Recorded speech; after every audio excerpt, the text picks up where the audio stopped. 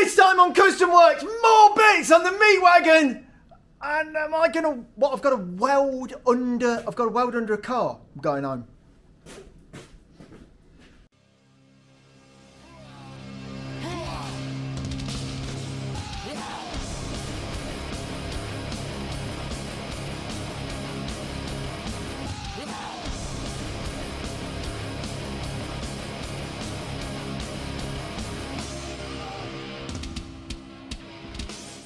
Okay then, so this time on Kustom Works, some more bits and bobs to do on the meat wagon, which I'm underneath, and look how nice this is. But to get the meat wagon just here, don't forget, we have to build all of this framework for the ramp to lift it on. But you've got to build that framework before you can get it onto the ramp. So I will be laying under the 60s truck, welding that framework in, trying to get that strength so we can lift it on the ramp. As you'll all know, welding under a car is never a good thing, always bad, but we're going to do that. Also, little bits on this, like bits and bobs on this, it feels like it's going to go on forever. There's just thousands of bits and bobs, but we're getting there, and each one is another job ticked off the list and another step towards completion and having this thing gone. Let's get to the workshop. All right, so 60s truck. You know, this truck looks like, you know, it's coming along pretty good, but I've got to say, this is all just fiberglass and stuff stuck on, and then I've done nothing on the back side of this. You know, when you look from underneath the car, it looks incredibly unfinished and rough. So we've got to make all that right. Now, first off, what I'm going to do, I'm going to try and get some steel in these running boards, so that we can bring the car up on its air ride, swing the ramp under the running boards, lift the car up, and then we can do the bulk of the work. But at the minute, all that's going to do is just rip the side of the car off. Like, there is nothing here going to hold the weight of the car. It's just fiberglass. So what I'm going to do is build using good old 2x2 box section. Is there anything it can't do? I'm going to build a framework under these two running boards. I'm going to take that back to the chassis, well, certainly to the body mounts of the vehicle, and then I'm going to do some plating, and I'm sort of going to get rid of the sills of the taxi, because whoever designed them, if you're watching, you're an idiot, mate. You're an idiot. They're just so full of water traps. And that bit in the back of a taxi just rots and rots and rots. It's just so British. Okay, so we are now under the car. And as you can see just here, look at all of this. It's just so rotten and rubbish. You see, this is what I say, why, you know, whoever made this is an absolute idiot, because why behind the wheel you have this ledge? See, obviously it's going to collect the water and rot all this out. Why don't they make the underside of cars so that water always runs off like you would with a roof? You know, back here as well, we can see just the absolute crud under the body of this car. Now, what I'm going to do, what I propose to do is here is this bit. I'm going to tap it with a torch. So that's the lip of the running board. So I'm going to bond a piece of box section into there, and then I'm going to work backwards off of that. So I'm going to come from the box section to another piece of box section, and then from this box section I'm going to go from here to here, and I'll put a smaller piece of box section on this floor, so I've got an accurate gap between here and here. And I'm going to plate all this in 2mm plate, because it's just shocking. I'm not even going to cut it out. I do nothing. It can sit there for me, because it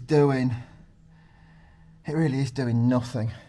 So what I'm going to do, I'm going to put some rust proof along all of here, just to try and stop it rusting. But to be honest, this part of the car is now absolutely encased. It's not going anywhere or doing anything. Okay, and so we've now bonded not one, but two piece of box section there. I cannot get far enough away from this under this car to make this a better thing to look at. My apologies.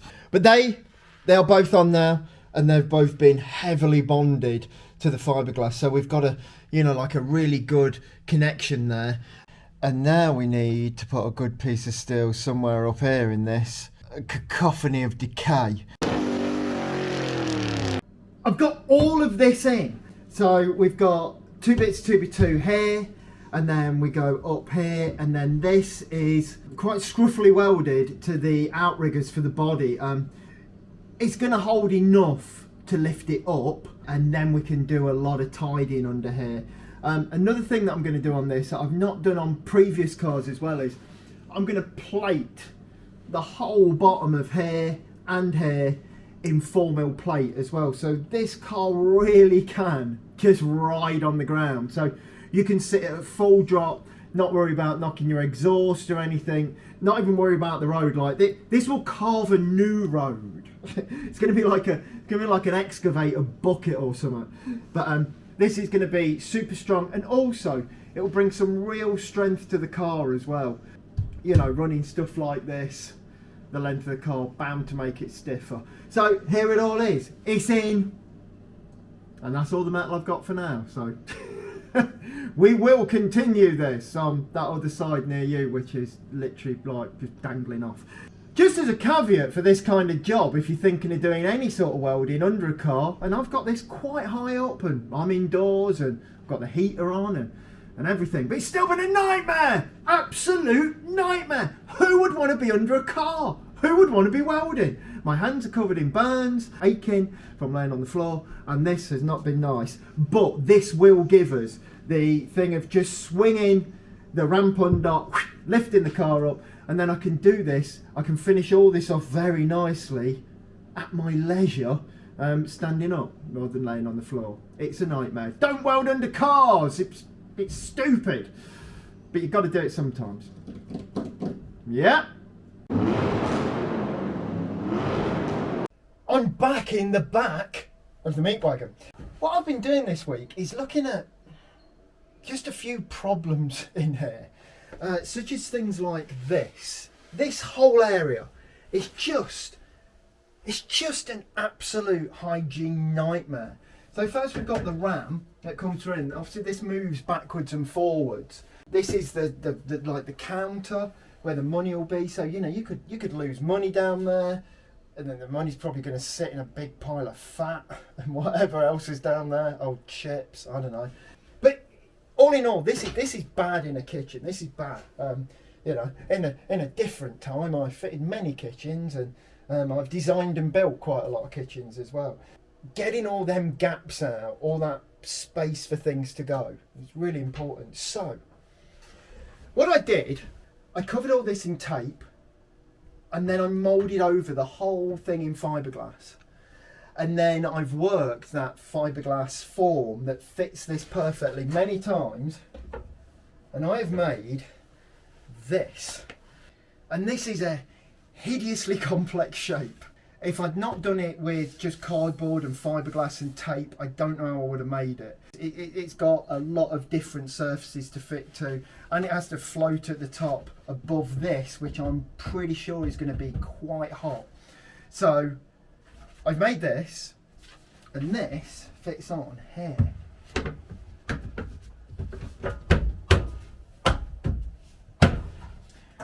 And of course that fits over there just to sort of cloak around that. It really has tidied up this real problem area. I was losing sleep over that corner. I've also this week levelled the floor out.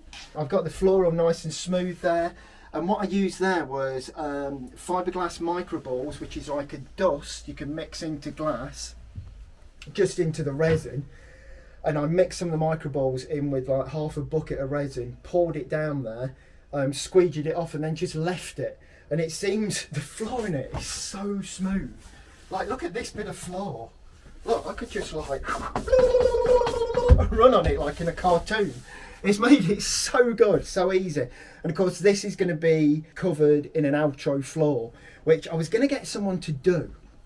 But in doing this, I've realised nothing is standard in here, so I'm going to do it myself. I've done a bit of flooring and stuff before, so you know, how hard can it be? I'm sure it's going to go great. Is there anything I've not done? Never cooked a burger.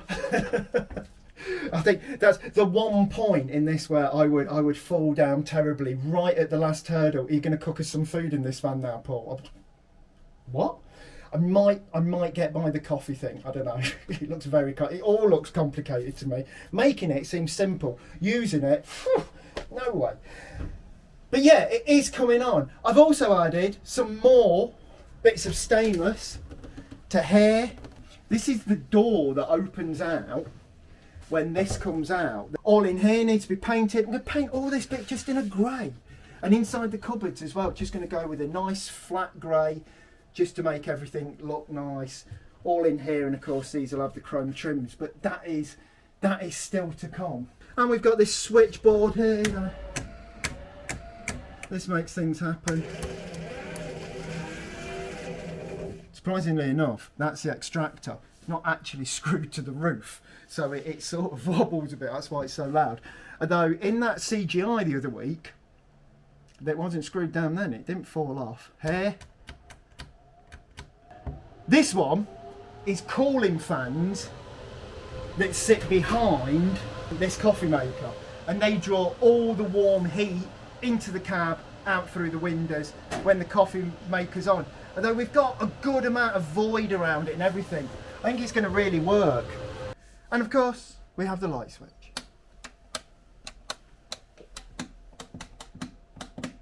With this light up ceiling panel, which if you've watched for a long time, you'll realise, wow, that was hard, just like all of it. Okay, so I'm looking at some of the finishing touches on the meat wagon here. And one thing that often gives away, like, you know, quite a decent car will be knackered window rubbers.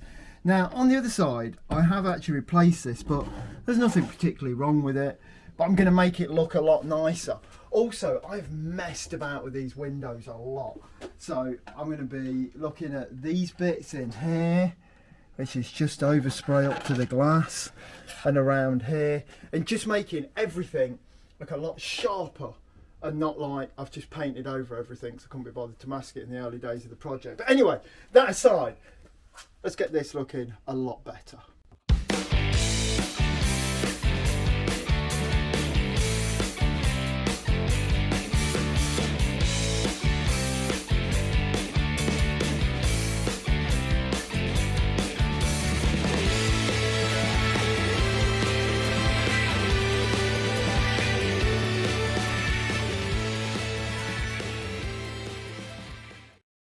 I've masked that up. Now, I think it's probably a bit damp in the air today. I couldn't get any of that masking to stick, but warming it up with the air gun normally works pretty good. I'm just hoping that all my edges are well sealed down and we don't get a load of bleed through. Well, I'm going to use it. I'm using some black silicone. I'm going to just run it in. I'm going to run it across there, there, and round there, and then this will all look new again.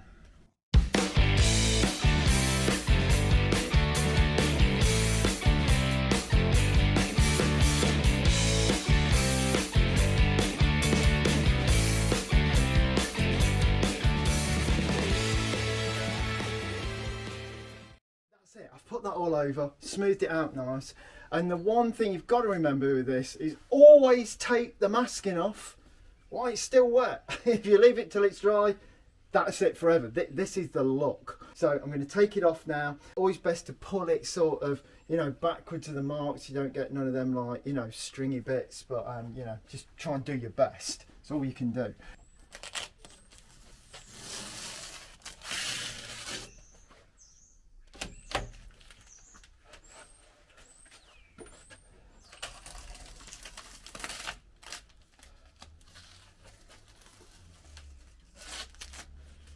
And there you go, just instantly better. The rubber don't look really old, this looks nicely sealed, and everything looks better. Now around here, obviously, you know, we've got to keep all this dirtiest, but definitely the seal and the window seal look like new.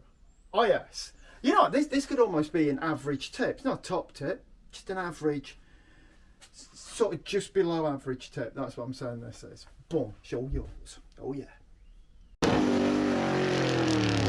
Okay then, so the seats of the meat wagon are Well, there's a bin in all of them. They're these 1976, I think. 1974 Rolls Royce Silver Shadow seats, which fit in the front of a taxi, literally like they were made to be there. But this, as we can see, is in a state of disrepair. Well, there's some fiberglass on there, though. That's probably my fault. But the rest of it, it's not in a very nice colour. It's, you know, it's got a lot of ground in dirt, and really there's never going to be any way to make this look good. But what I'm going to do, I'm going to scratch these bits off. There's a couple of rips I think I'll probably get to super glue this one. And I'm going to put a patch on this one, which is a little bit more severe. And then I'm going to paint this seat with graffiti paint. Now, I've done this before, but you know what? I cannot get over how good this works. It totally changes the colour. There's never any stickiness. It just dries really quick. You change, if you've got a leather interior, you could change the whole colour of it in a weekend, and it just look perfect. I'll be using 3 colours on this to give it a bit of sort of variation in its sort of patina. But anyway, let's give it a good wipe with some thinners first and get everything off of this. This has probably been like, oh my God, this could have been wiped with furniture polish in the back, you know, back in the day. Who knows what nightmares are already here. And if you don't know, if you do put furniture polish on something, basically you can never paint it unless you scrub it with thinners, because there's so much silicone in furniture polish. So we're going to get all that sort of stuff off of here, then we're going to do the repairs, and then we're going to paint it.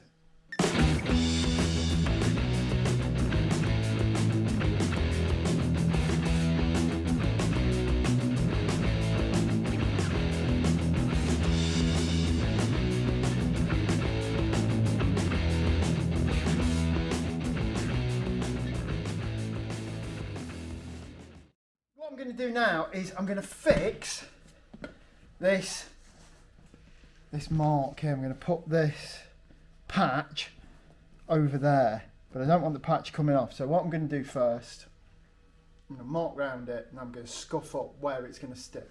So I've realised that this patch, I was going to put it there, but I could go right up to this piece of stuff. So I'm going to do a new patch. Go in there.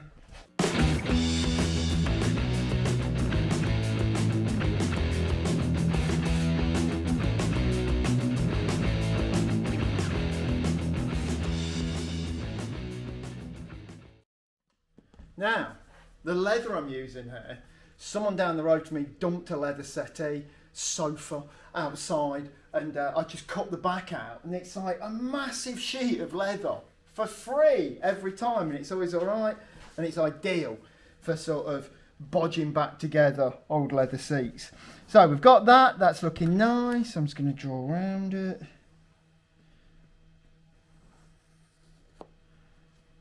And I'm going to rough up all in there.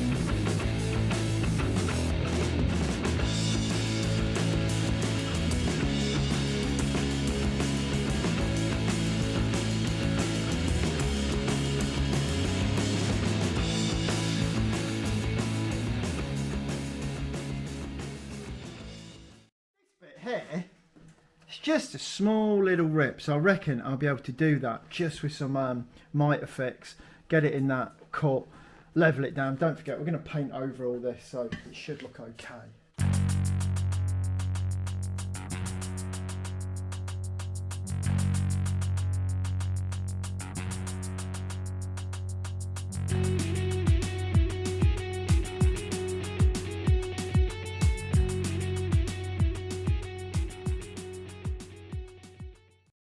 The the seat is ready. We've prepped it, we've made it repairs, we've got all the crud off it, and now it's time to paint it.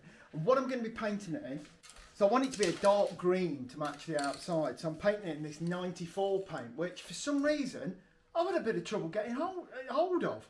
I don't know why, and I've tried some other graffiti paint, that's not quite as good, but this really is the one for the seats.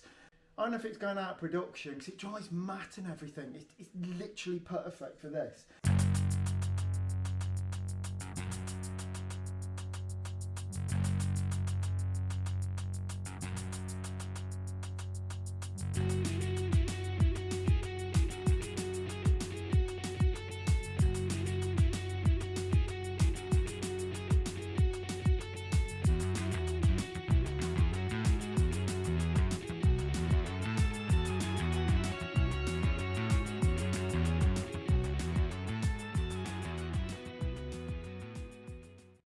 Seat is finished. Just looks like a nice clean seat to go in the meat wagon. That stuff really is. I've done it on a lot of cars now. I've painted a lot of leather interiors. Never had a problem. Seems any colour. Obviously, the more prep you do, the better it is. But on these, it's a really old Rolls Royce seat, and it's when you're up close to this thing, it really is. It's got all the horsehair and everything. It makes the cars smell great. Once the smell of the paint's gone, they always just smell like like an old car, horsehair and springs and leather. But yeah, that paint just works great. It really is. This ain't no medium level. This is full. This is to the top tip. This is the best tip ever. Want to change the colour of your interior? Graffiti paint. And also, at the start of this, I said I was going to use a couple of shades of green, and that's normally what I do, but as always, what happened is we ended up buying the paint off of eBay. Now, if ever you're buying any paint and you want it to be a colour, make sure you've got a code or something. Don't just buy it by eye, because let's have a look at the paint we got. So we were going to go in 2 shades of green. So this was the darker green. And then we bought some other green that was like 1 shade difference, just a bit. And here it is. Look at this. That is not 1 shade green to the other stuff. So when buying on eBay, your screen doesn't tell you the colour because it's obviously different at their end to the contrast and stuff on your screen. So never buy anything that's got to be a colour just by looking at it on your screen of your phone or PC, because you are almost blind. It doesn't tell you anything. And this really did look on the computer like 1 shade different, and it's wildly not. Try to go to a shop. It's probably best. However, all that being said, just in 1 block green, this has just come out great. It is the colour that was in my mind that I wanted. All of this is worked just brilliant. It's great stuff. The back of the front seat, was the only front seat in the meat wagon, but the back I've now prepared. Done a bit of masking. It is in situ. Now, you can get the seat out, but it's a real pain. So I want to paint it in situ, and then I think we'd probably damage it getting it in. So it's probably painted where it is. You will notice there's some bits I've not masked up at all because they're all going to be carpeted. So, but what I'm going to do is same paint, same everything basically. I'm going to paint that back seat, and I've wiped it down with thinners. I did a tiny repair, but the back of the seat's pretty much perfect. The only thing I will say is that the armrest, I'll paint it down, and then later on I'll put it up and paint in there, so I don't paint it short, and so it all works out right. So let's get some paint. Let's paint that seat.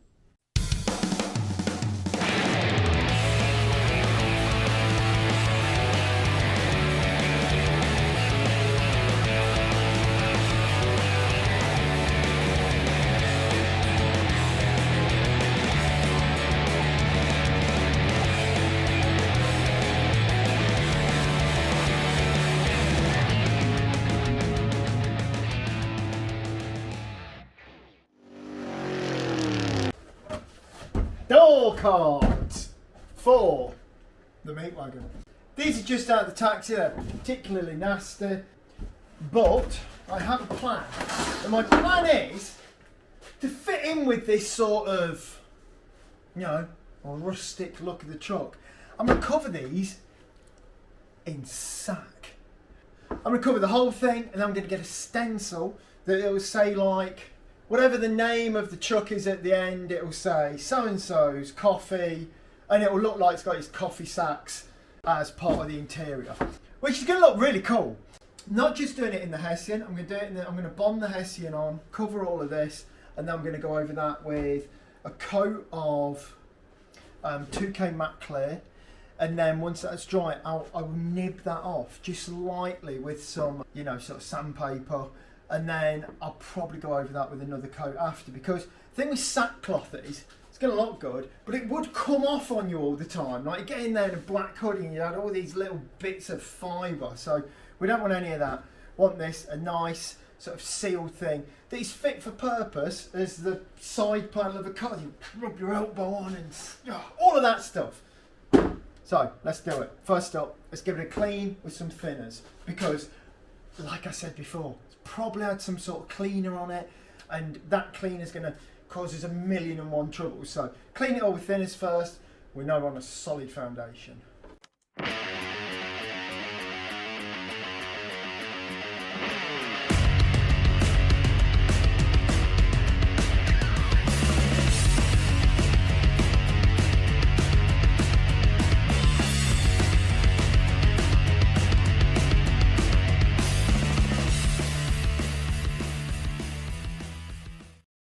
So, what I've done, I've just cut the seams off to make the bag into a flat bit. That's what happens when you cut the seams off a bag. And now, I'm going to glue that onto there. Now, I don't know how this stuff's going to sort of, you know, fit, but I'm hoping it, I don't know, it's quite a loose weave, so I'm hoping it will like mould round like that 3D sort of carpet stuff. I'm going to get some glue on, see how it goes, just see how it goes. Probably going to be alright.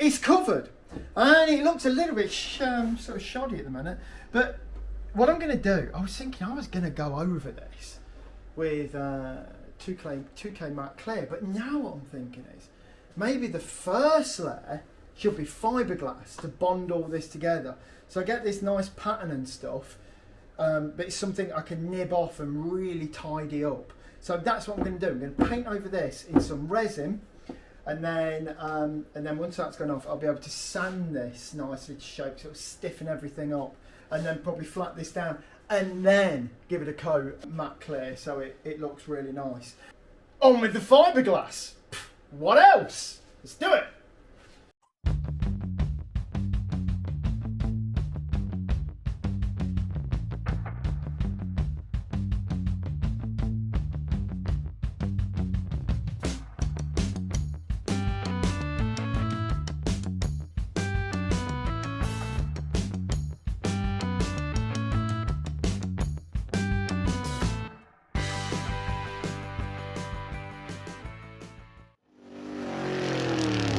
So this door card, so we've got it all covered in this this Hessian, and now I went over it in fiberglass, and I've gone over it again in a matte clear, but it's just not matte enough.